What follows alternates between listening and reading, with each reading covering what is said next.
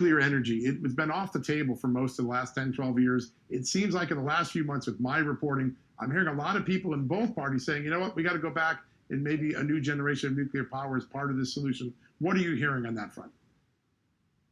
Well, John, thank you so much for bringing this story to the fore. I think we're poised for yet another nuclear renaissance, both in this country and around the world.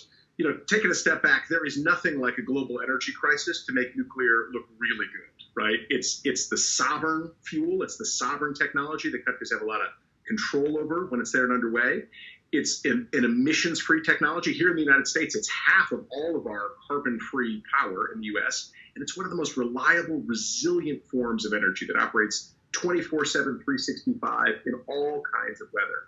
And so when you have circumstances like they do, for example, today in Europe, where natural gas prices have gone very high, where they've really decided to rely very heavily on variable renewable energy like wind and solar, which can be great parts of the grid.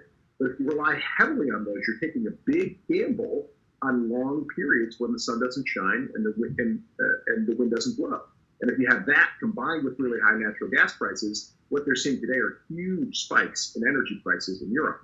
Of course, in Germany, unfortunately, they made the decision to shut down their nuclear power just at the same time that they were adding all of this variable wind and solar.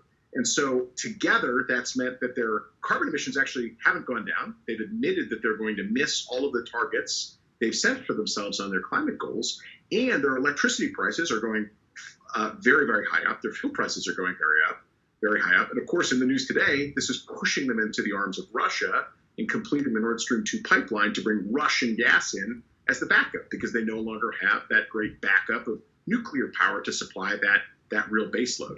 Of course, that's leading to this geopolitical tension with Ukraine, and it's all in some point because they decided to do an energy transition too rapidly with technologies that weren't ready and didn't have a flexible backup, and they decided to shut down their nuclear at the same time. Not good for the climate, not good for the security of Germany or Eastern Europe or the United States for that matter,